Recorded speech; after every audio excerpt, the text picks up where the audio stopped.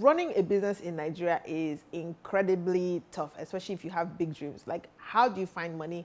How do you find people? And finally, how do you get the whole thing just to work? Fingers down my spine.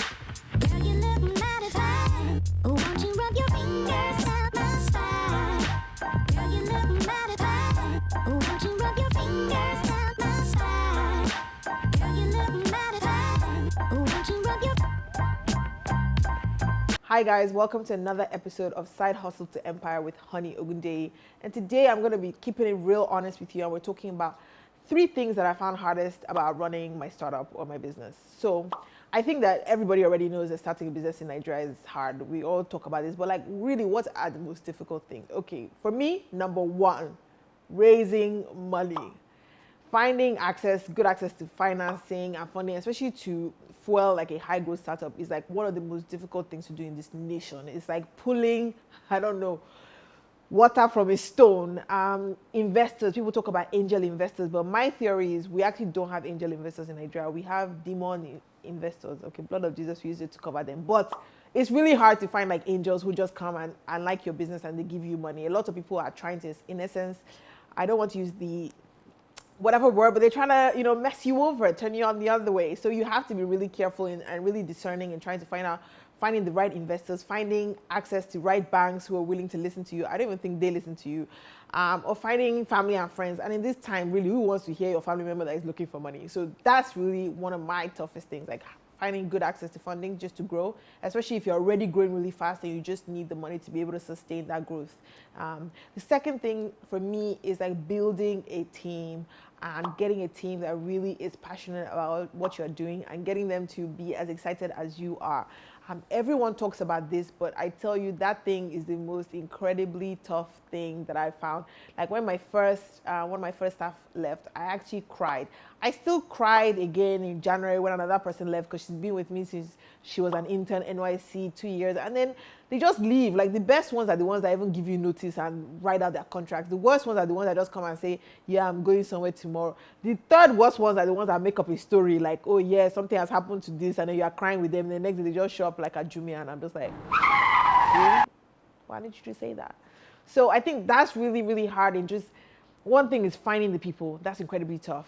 Getting them, then keeping them motivated, getting them happy, getting them to be excited about closing that sale and for us to hit all those targets.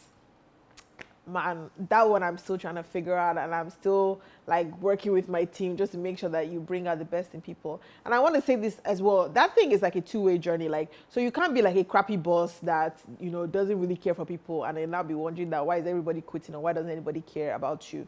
And I'll keep it all the way honest. Like when I starting my business, I found that dealing with people has been like one of the hardest or harder areas for me. Like I understand the market, I understand the people. I'm a marketing and branding genius, but people, oh gosh, my eyes have seen pepper. So I think that's been really, really tough. 3, I think, is just staying the course, like persevering. Like, let me give you an example. So this week I was in my office working, doing my normal business, my humble job. NEPA sent an electricity surge to my office. All my laptop, chargers, everything dead.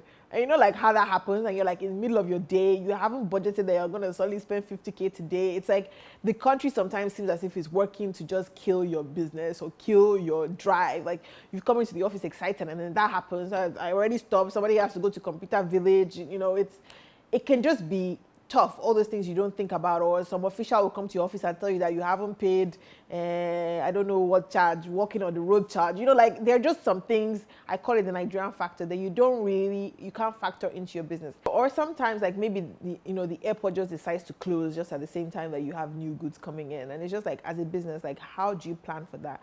Especially like when you're an SME and you don't even have like enough sort of bumper to be able to coach, to be able to just couch all these kind of slaps that sometimes the country gives you. And I think then the thing that I've learned to do there is really just not to give up, really. There's no other way to put it. Like I've wanted to quit. If I write how many times I want to quit a week, it's probably like more times than you would imagine. But I think maybe the difference between me and everybody else, or between me or something that we all have in common if you're doing a startup, is that we just don't give in.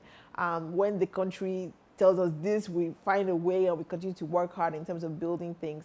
Most incredibly, I'm really proud of great people that have worked with me and have gone on to do great things afterwards. I'm really super happy about people that I still work with today, and we pull out crazy things in spite of all the things that we're going through. But I think it's just not to underestimate that those things have been harder. And I'll talk maybe later about how I found a way to raise money in spite of, demon investors, or what's a great way to motivate staff so that, people are just not leaving, or you can't even find like the quality that you want. And in terms of Nigeria, man, we just have to keep praying or go into political office. I don't have any hacks for that. But thank you guys for tuning in. I just wanted to really rant today. I just like, I've had a tough week. Like, what is going on? As always, I love to hear about you. What have you found hardest about starting your business? Like, leave me a comment below, send me an email, or slide into my DMs. I'm always willing to hear from you. And don't forget to subscribe to my YouTube channel. That way you find out first when the new episodes come out. Thank you guys, and see you next week.